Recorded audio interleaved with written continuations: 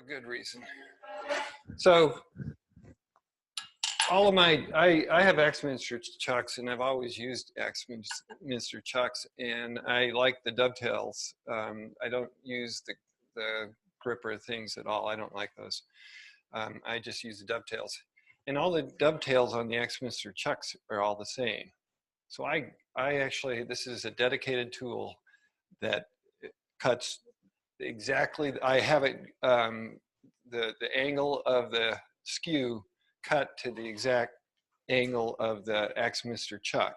So that's the only thing I ever use it for, is to cut the dovetails on, to hold the chuck. And what's cool about it, it's a tool that I inherited from my grandfather. So it's carbon steel, and it works great. So I use it all the time. I don't use it for anything but that, though.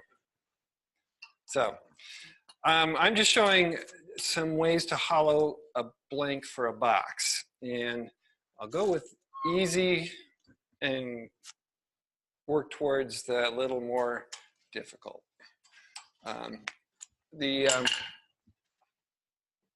So there's a lot of different ways to start to do a box. You can actually just hollow without doing a depth cut of any sort, or you can use, a lot of people can just use a Forstner bit, and you can remove a lot of mass just by using a Forstner bit.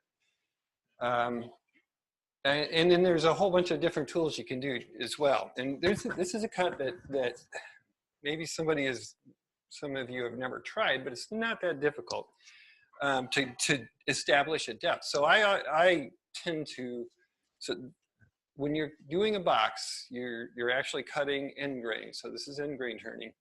And so it's a different thought process if you're trying to cut downhill, as we always say. So really you want to cut from the center out. And if you do that, it's better if you have a depth. If you establish remove a little bit of mass or a little bit of wood in the center, and then it's easier to start cuts and bring them on out to the edge. And there's a lot of different ways to actually remove that wood, and I'll show you 3 ways here today. You can use a drill bit and a lot of people have like a 1/4-inch drill or something mounted in a handle, and you can just do that by hand. You don't actually have to use your tailstock. You can actually do that, but you can also use a spindle gouge to drill a hole. I don't know if anybody's ever done it. It's not that difficult. Oh, I did have this trued up, and then I took it off and just make sure it's tight. So I'm cheating. I'm going to use this skew because that's what I've got. I told you I never use it for anything but that dovetail.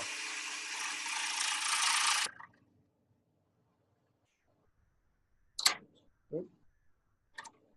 Sorry, yeah, that was an error. I didn't start with the bevel without touching the bevel.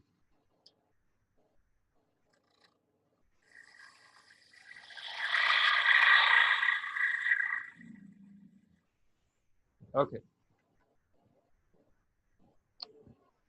So you want the skew, the point of the skew, to be almost dead on center to be able to do this without it bouncing a lot. And that's the trickiest part of this. So that looks good.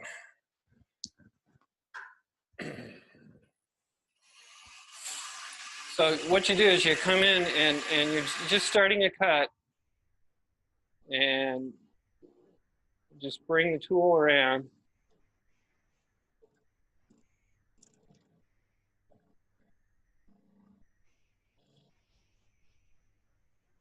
And you can just plunge just like that and drill a hole with the spindle gouge. So, and then I didn't actually measure that. I'm just doing this to show ways to hollow. But if I was doing that and I had an intention of making a box, I would actually measure that for the length of the box that I want, how deep I want the box to go, and then go ahead and start hollowing. So I'll start with the easy way to hollow, which is scraping, and like this is a longer tool, so I got to get the tool rest away a little bit. So this is a hollowing tool. It looks like, I don't know whose this is. Who? Sorby's? Okay, it kind of looked like a Sorby's. I wondered about that. So it's, it's just one of the 1/4 inch carbide cutters, and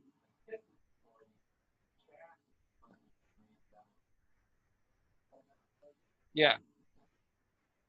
So really, with scraping, all you're doing is starting on the center and moving out and removing wood.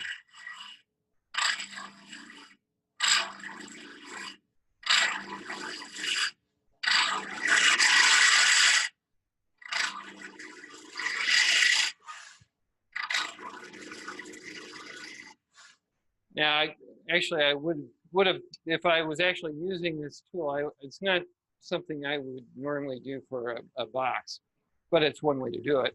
I would turn this, right now it's kind of in line with the shaft. I'd turn it sideways a little bit so I could get more towards the side.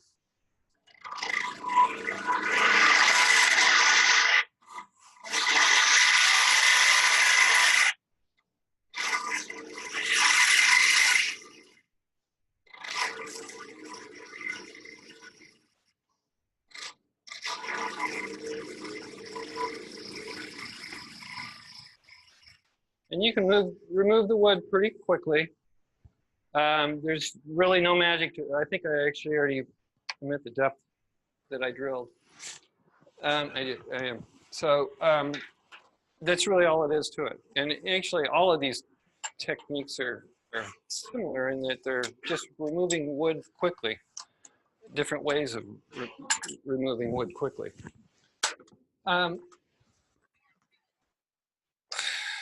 You can actually turn it like a bowl with a spindle gouge. You just got to make sure your bevel's always rubbing. But that's going downhill, so you're actually sort of tearing the fibers a little bit along the way. But with the grain being as short as it is, you can still get a fairly clean cut by doing that. So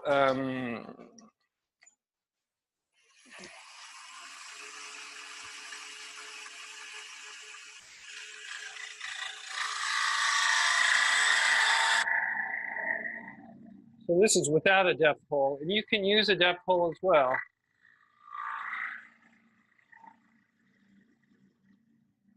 One of the things you'll run into if you're doing this,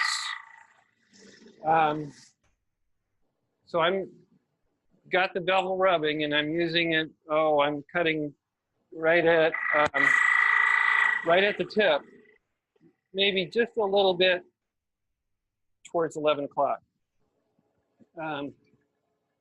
If you're entering the wood, this is where you'll get a skip back, a spiral skip back if you're entering the wood. So it's often good if you're not, if you're really good, and a lot of the turners can enter real quickly, and then pick up just a bit of bevel rubbing on the tip, and so it doesn't skip back on them. But an easier way to actually deal with that is to do a little bit of a parting cut. And that gives you something to rest your bevel on right here to start the cut.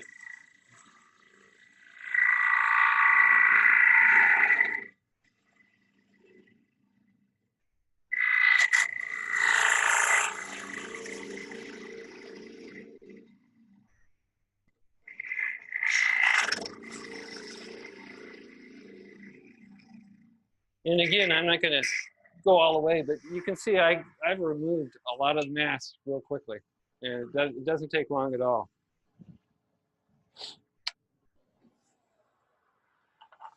So then the fun part. The way I learned way back when, and what Ed was talking about is giving you the master's handout, Richard Graffin, and it has a crack in it. That's who I learned this from. So it's a fun technique. It's a bit of a trick. It's not as difficult as a lot of people think it is. Is Richard Graffin's back hollowing technique. And I can't remember who it was. Somebody was, who's the guy in California? He's kind of a production turner. Can't think of his name. No. He's an older, I can picture him, but I can't come up with his name. He's been around a long time. And somebody was asking him about this technique, and he said, oh yeah, that's a parlor trick. But it's a great parlor trick. So when I was back in my residency in Phoenix, and this was probably in the 90s, Richard Graffin was brought to Phoenix to demonstrate and for a day. And this is where I learned that technique, was of making, and he was demonstrating boxes, and this was his hollowing technique. He also showed scoops, and he used the same hollowing technique for scoops. So I learned it then and kind of kept at it, and it's how I do most of my boxes, is just using his technique. I was doing that residency, and when I had a particularly hard day, I'd go out into the shop and make a box when I got home. So again, this is a technique that requires the center to be gone. Yeah, like I said, I didn't quite get it on center, so it's bouncing a little bit.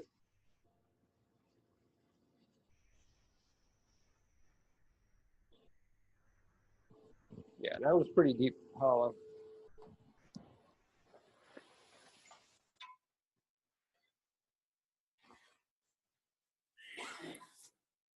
Yeah, I'm pretty much at the bottom there. It's not magic. You just do it. It does. You see the smoke, so it gets rather hot. And what you'll see here now, I'll do it kind of quickly. So you pick up a cut,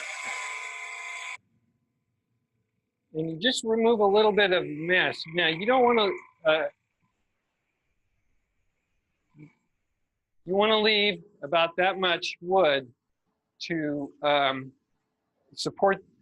You're going to actually lose the bevel inside as you're hollowing, and this actually is going to support the wood on the back of the tool. You're actually going to be resting against that rim. Actually, I'm going to clean up that face a little bit too, because it's going to make that bounce a little if I don't clean up the face.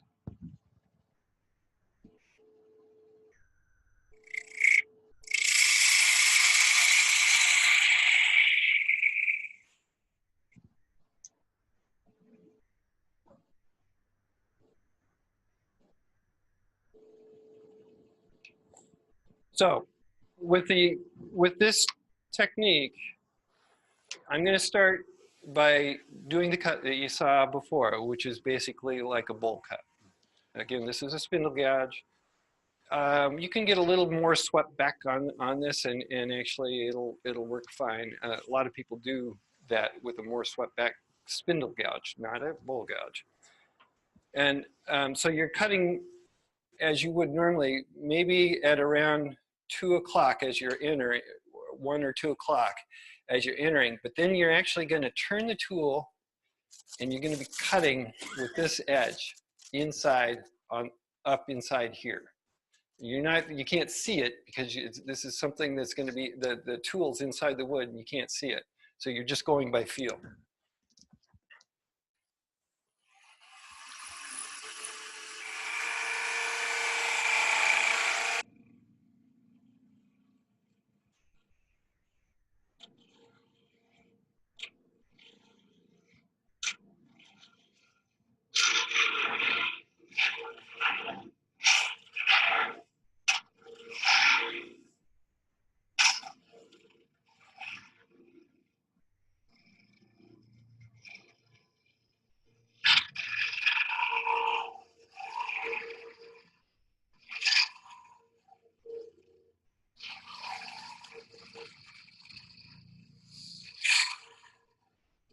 And I can go back and forth like that.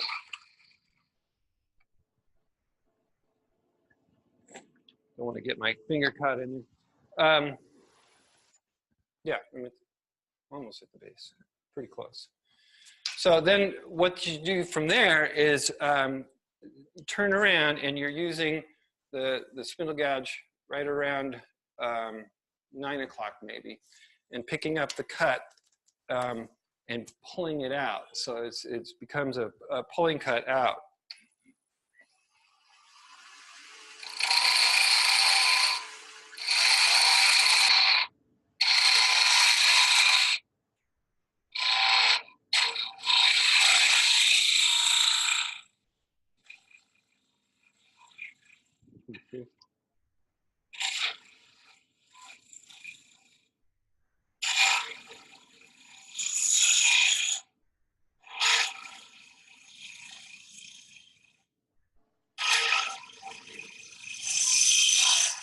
And then what Richard Graffin did, he had no compunction about using scrapers. I didn't get this perfect. I wasn't after that.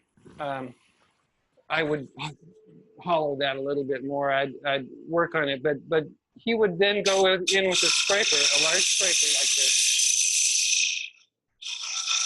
And again, so it's flat on the rest. You're not trying to do any kind of a shear cut or anything with it. And you're working, it's better to go from the center out again because it's going downhill.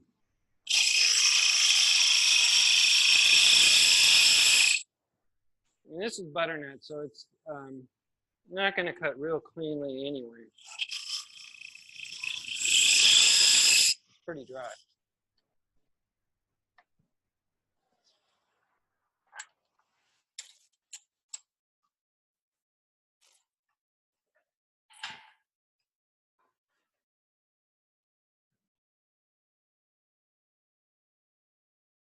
Who wants it?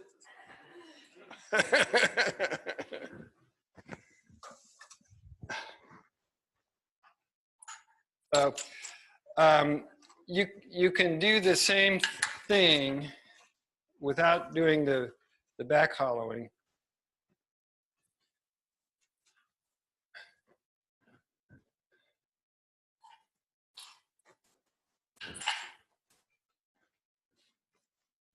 Yeah, better.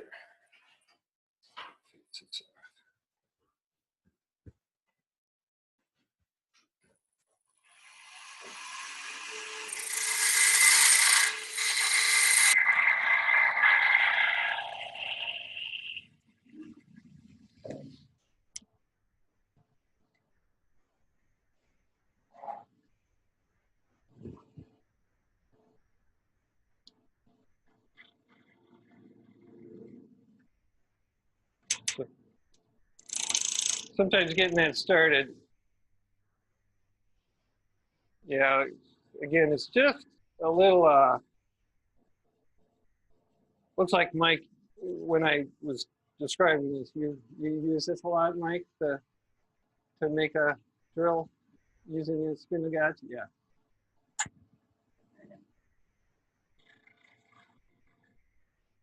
Okay, so that's just getting the center out, and then you can just use the spindle gouge and come out rather than use the back hollowing technique. And remember this, It's pretty hot. Got to keep my hand away from that tip. So again, I'm using it right around, cutting right around 9 o'clock on the spindle gouge. And starting in the center, coming right out to the edge.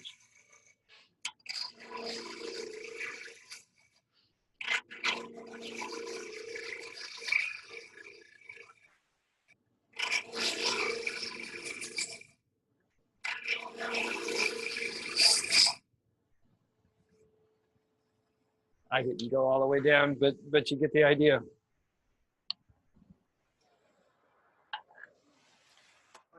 Yeah. I don't think it would work as well. I think you're going to tend to catch a little more because the wings are a little steeper. And I think, I don't know, I've not tried it with this full gouge. I suspect it might be a little trickier because of the wings being more upright.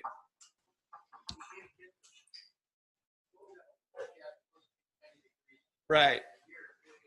Wait, yeah, yeah. You need the wings, yeah, yeah. How much attention are you paying to where you are center with that? Are you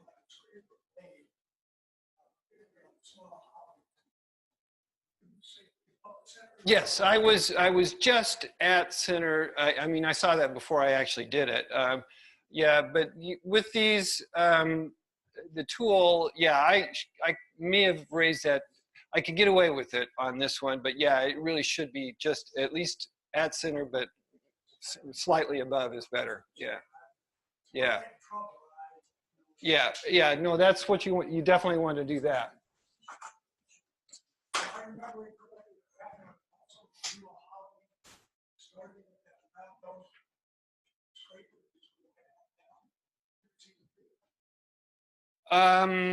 I don't think I've ever seen him do that, but it doesn't surprise me he does it. But his technique is this back hollowing thing because it's so fast, and he's a production guy, and I'll kind of do it without talking about it and just see how quickly I can get the mass out of there. But that's what his whole idea was, and I'm not a production turner at all. Go figure.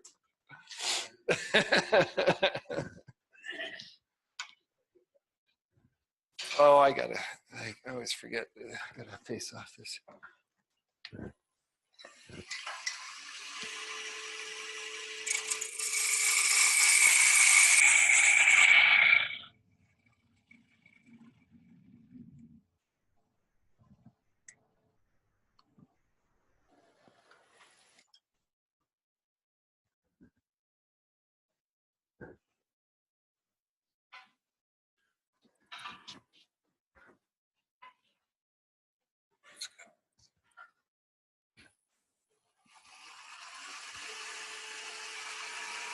So I'm starting on just rubbing the bevel before I pick up a cut, and then I make a bit of a cut and a little bit of a dent before I start plunging.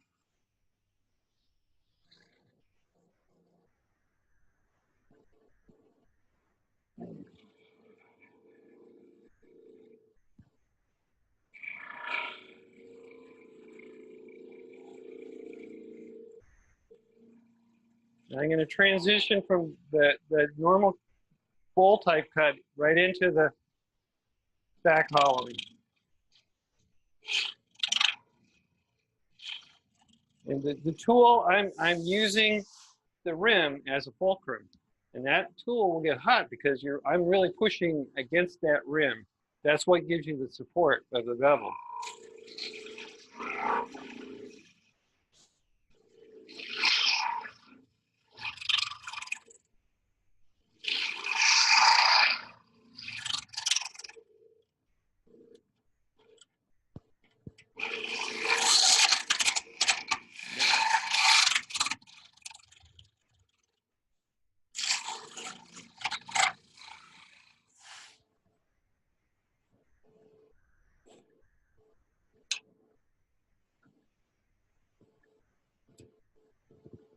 Where,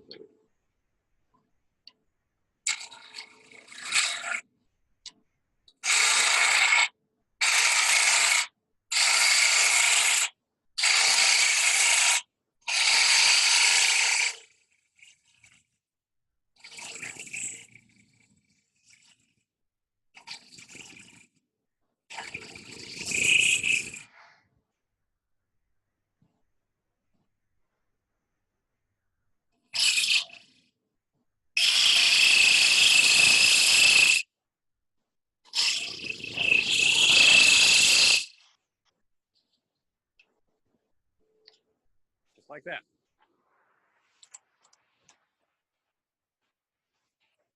So it can go pretty quick. It's pretty rough right now. It's butternut, and actually didn't get the scraper right in the bottom, so it's a deep rough one. But I could easily, if I took a little more time, make that a cleaner cut.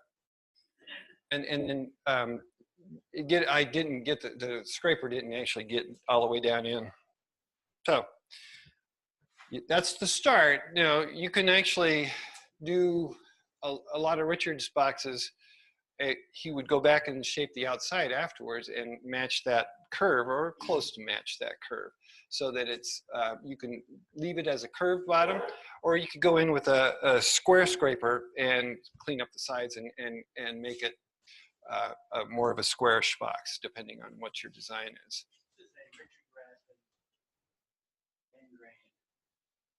So you can see what Mike's talking about. I've circled a couple of areas. It's in your hand. All right, Ed, you're up.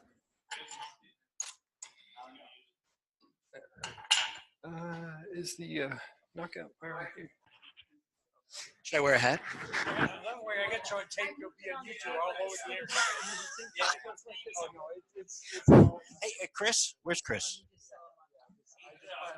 Oh, he's out doing wood? No, not really.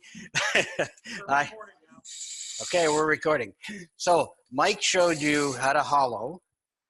And I don't like back hollowing. If you noticed when he was back hollowing, did you hear those catches almost? I mean, I get this angst every time I hear one of those. So I do. I mean, theoretically, on the straight grain, you should come from the inside out with the box, as opposed to the bowl where you go from the outside in.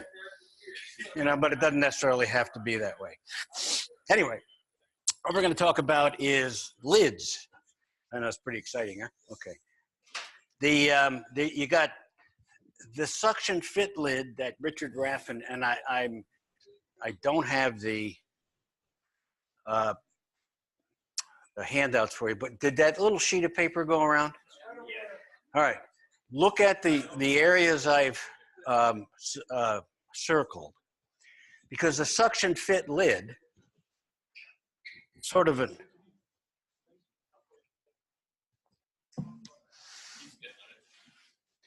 what you're basically doing is you're making a tenon and a mortise. And it doesn't matter if you're making the tenon up here in the lid or the mortise down here in the body, but the key is the mortise should be as straight-sided as possible. And the tenon really has a contour that looks, eventually, it starts out like this, but eventually will look like that. If you look at the tenon on the bottom here. And then, so I'm exaggerating it, but the contact point is really here. And this is to make the suction fit lid. You don't necessarily want that for everything because you don't want to be struggling with the thing. So you may want to just have a piston fit, meaning these are straight and they just go up against one another. You can make it loose if you want. And Mike may have been right. The only person who cares about a suction fit lid may be other wood turners. But whatever, it's kind of a nice little touch. The other type of lid is a threaded lid, if you wish. You can use the hand threads that I used before. The handout, what I'll get to you guys eventually, Richard Raffin goes through this step by step by step by step, telling you what he uses, and it's a very nice little guideline. Then we get rid of this. So, box making, you got end grain, you've got, I've got it, this is sort of after rafting again, I've got tenons on both ends. We'll part the lid.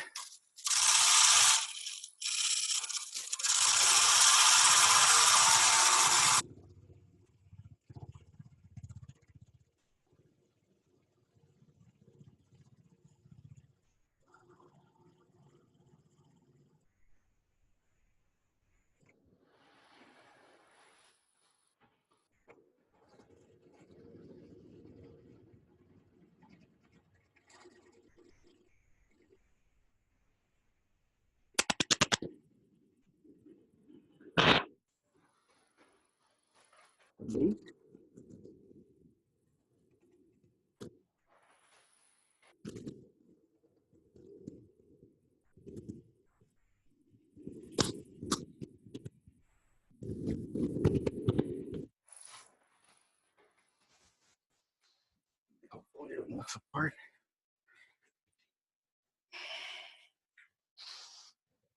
This is just a Nash dowel I got from Home Depot just for the demo. So we've got our lid and we got our base. He turns the lid first.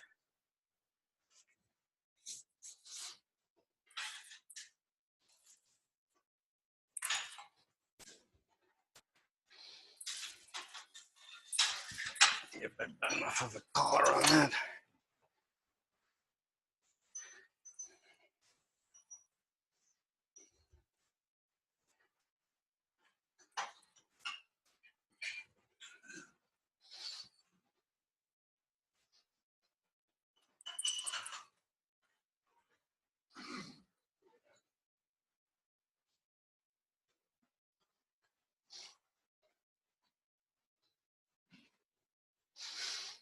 Okay.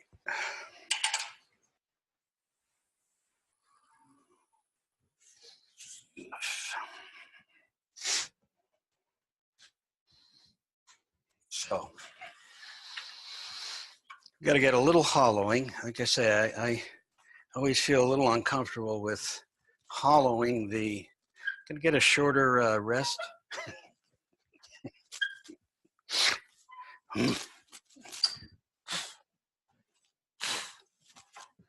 Come on, buckaroo, get over there.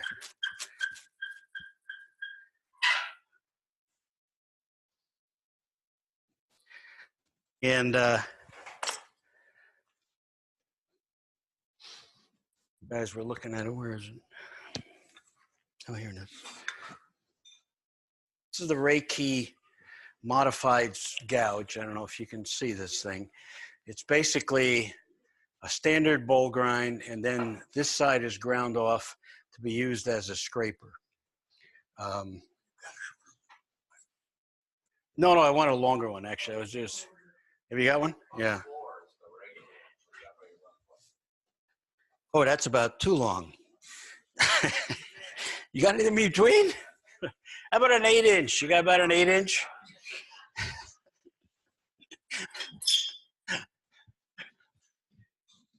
All right. 12 is good. I got a 15 here, and it's probably much.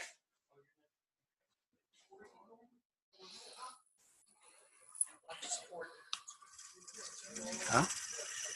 So with this Reiki thing, or any gouge for that matter, you go in the, and I like to go to the outside.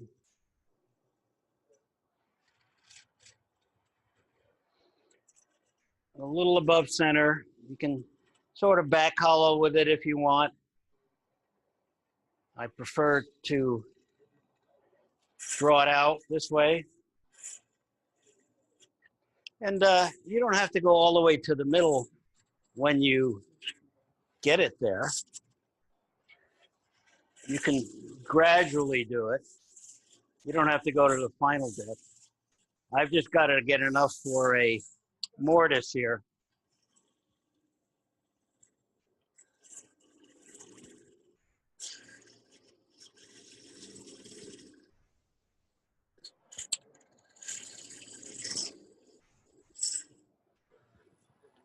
Okay, so this is Cindy Drose's tool for making the mortises.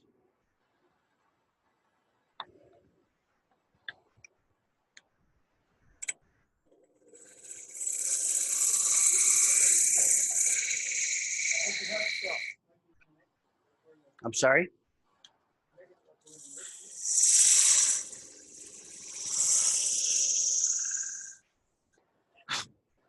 All right, so you've got your lid and you've got your mortise, and hopefully you've got a pretty straight side on it. If you want to get real picky, you can get your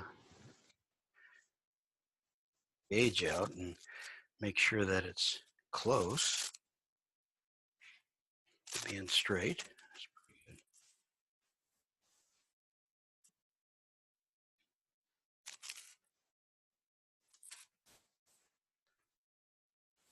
Yeah, okay. So that's your mortise. Again, it could be on the lid or it could be on the base. Depends on which you want to do. And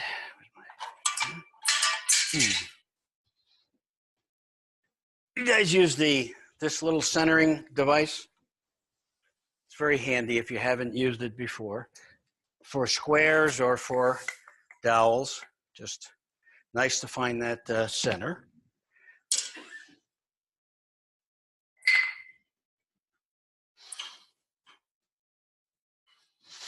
That's your lid, and you can shape the inside, and then I think most box turners go to the inside first and then shape the outside around it, like that diagram I was showing you.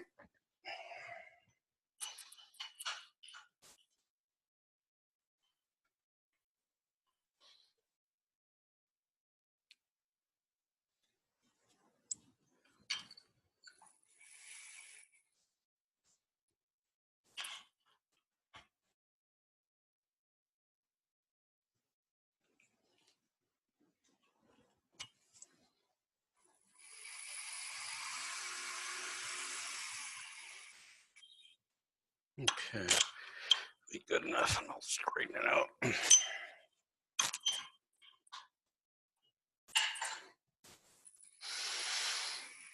Okay, so now we need the tenon,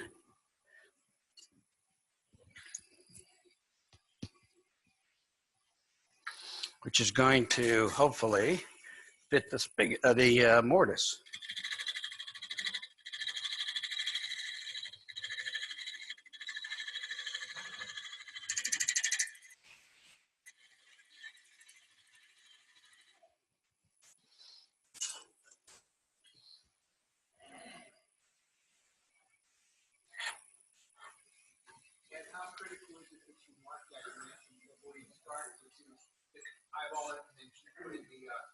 You could, yeah. You want to at least get close so you don't have to spend a lot of time and don't overshoot it. Ah, dang it.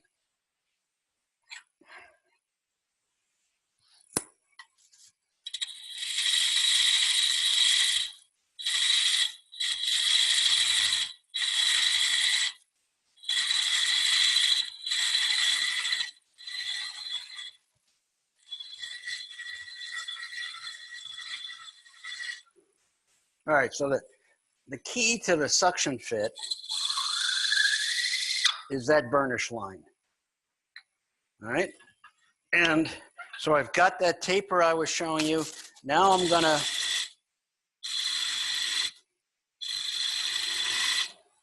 see if I can get through that. See if we got close to it. Nope, it's a little too loose.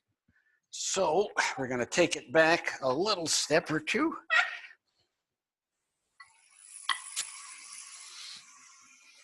And you can use a bowl gouge as well, as far as I'm concerned.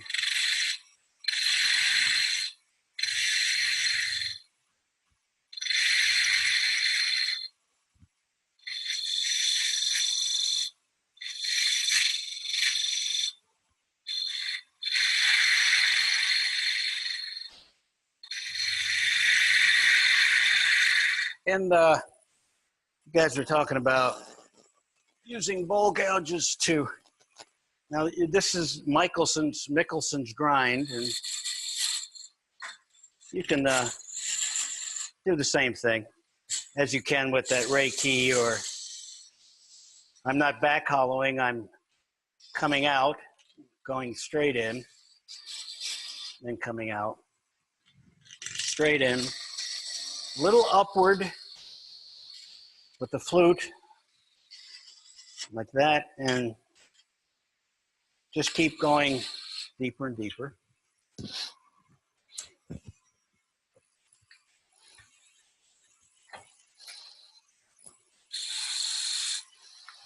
Okay, so let's get this taper in there.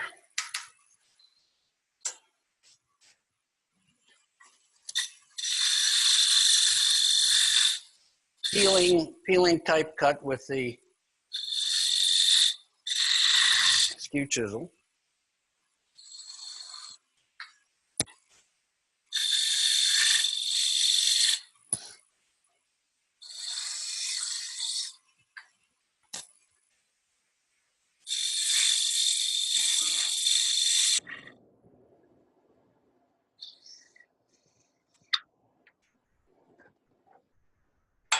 I think this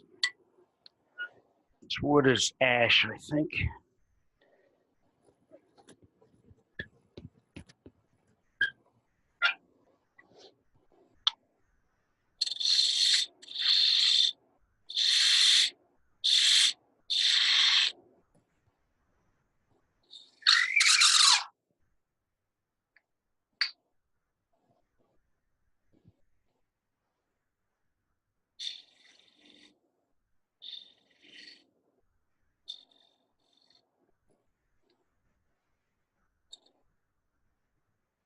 That didn't.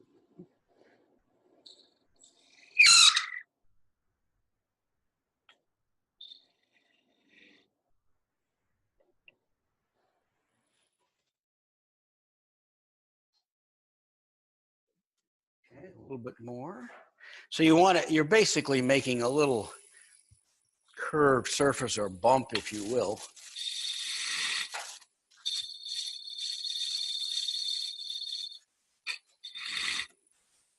And you're looking at the burnish line to help you.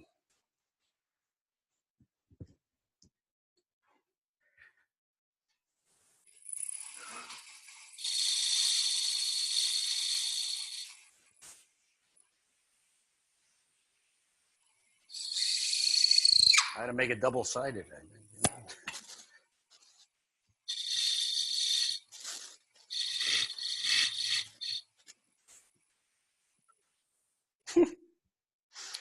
Something, let's see now, up like this.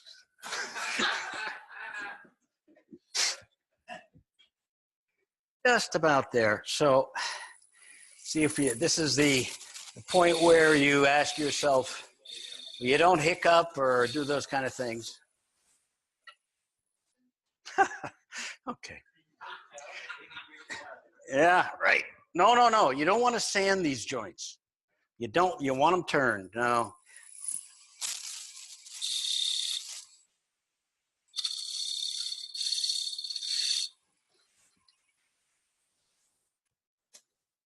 Look at that. Just about there.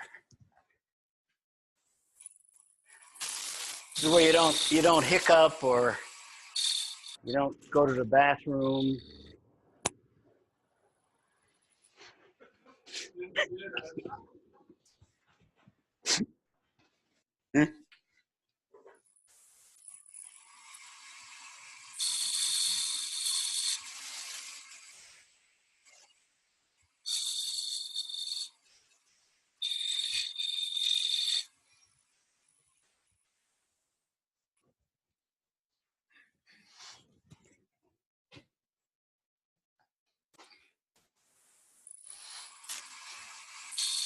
Take your time because you can blow this in about a millisecond.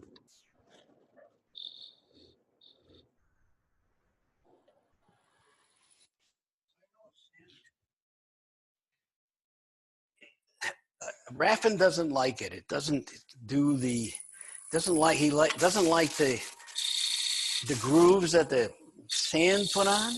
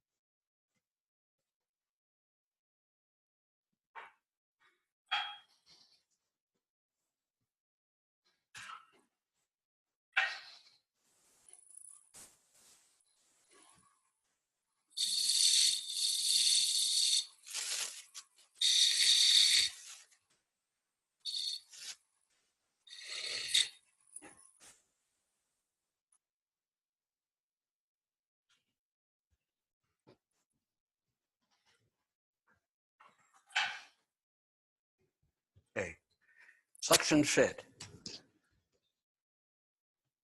You're gonna hear it pop off, but that's the essence of that particular kind of fit.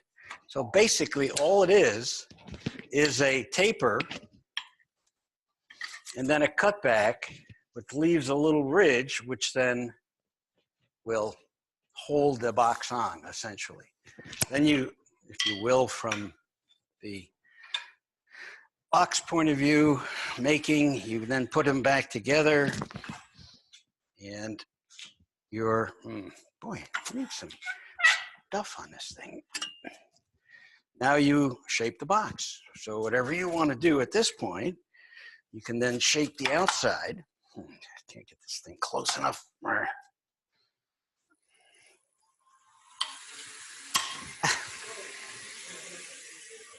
I wish I had my rest a little closer, but I don't. So now you can go around and play with your box shape and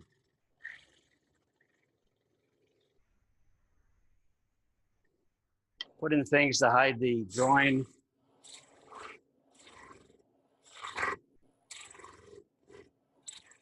Whatever your flavor. And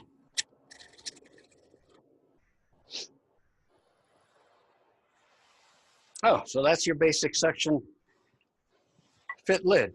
And you can, you may not like that. Oh, look at that, bleeding. Richard, where's your plug it? Nah. You have a plug it? You're right. There's a bright orange toolkit. Oh, well, I try the.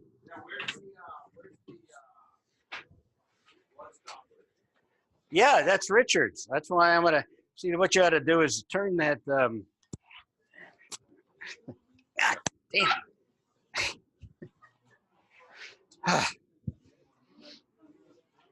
God, this is a tough place to get that thing close. You're gonna get billed. Well, I can bill myself. Oh, from Dartmouth, they're probably about 1.5 years, I think, actually. Yeah. Oh, look at that. I didn't turn enough to get the blood off. See, that's why you need. That's again. What does it look like? Oh, it's hardly anything. It is hardly anything. Yeah, I know. It's a little slice. See? Oh yeah, there it is. It was just $170 I could go to console. medical school to figure out. Well, you know, have you noticed that the Band-Aids are hard to open? Yeah, they are. They are hard to paint a neck. Yeah, that's right. I just want to turn the blood off.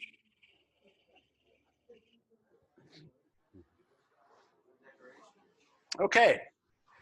So that's the lid. If you want the suction fit lid, if you don't want the suction fit lid, it really depends. On a box where you're displaying jewelry, you may not want to. You may not want to struggle with the thing and bounce those, 10-carat diamonds around that you've got carrying in your back pocket. But So Ed, now you've got marks on the cup.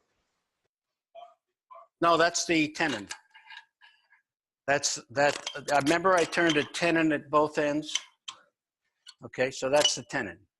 That's going to be wasted. You're going to, yeah, or you don't even have to flip it. You can part it off from here. That's the floor. That's too much blood. You put it Pardon me? in your back. Yeah, so that tenon you turn into the top and the bottom, Gara, there. Then you just figure out where you want the bottom on that here. And part it off. And you shape the outside in the process of doing it. Okay. Chris, I don't know, what do you...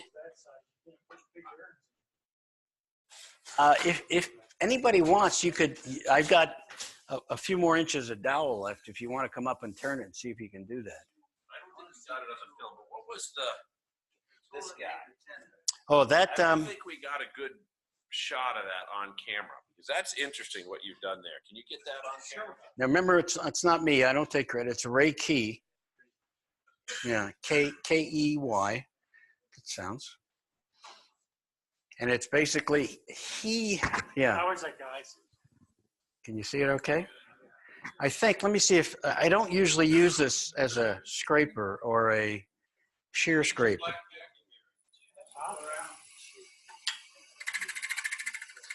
He likes to use this end as a shear scraper.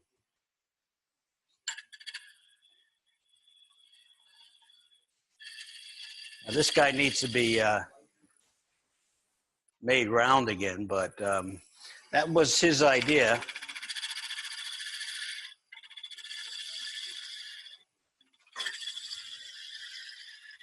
So you pass that around then if you'd like. Yeah.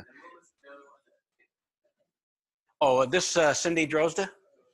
Yeah, it's a negative rate straight scraper with a notch in it, basically. Well, I use it when I'm trying to get any kind of edge relatively square. Oh, it's got a there. Pardon me? Yeah, I bought that one. Yeah, but you can see how easily all you do is take a straight scraper and put a notch. Yeah, basically. And actually, look at this, Rich, as a shear scraper. That one end, that's not bad. I mean, I had to make that round, but that came up pretty nice. And that's a pretty grainy, crappy, not great wood. Yeah.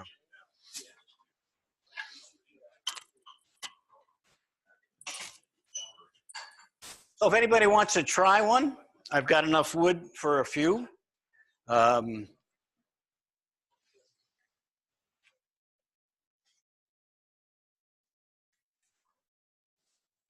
Yeah, okay. So when you do sand your box, Yeah. you're not going to sand that at all. The grind, no, I'm not going to touch the joint at all. No. Once you've got it fit like that, that's why if I had his instructions as he goes through it, you go through that last almost. And then The inside at least all sanded. you've got the inside sanded, finished. Stick it together, and then you do all your outside stuff. Right, right. And then you get to the joint and you refine the joint without using sandpaper, basically. And that gives you the suction fit, if you want that kind of a thing.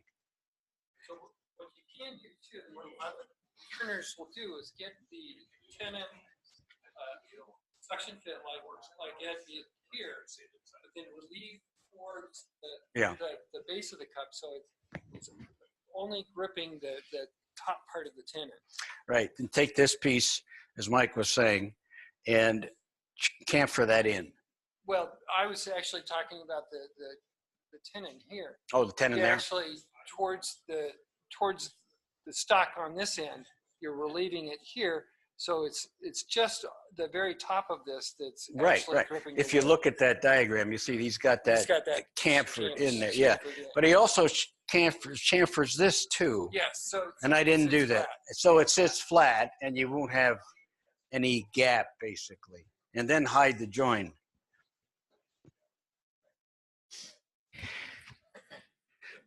Like I say, you can use, this is a 1/4 inch bowl grind or bowl gouge.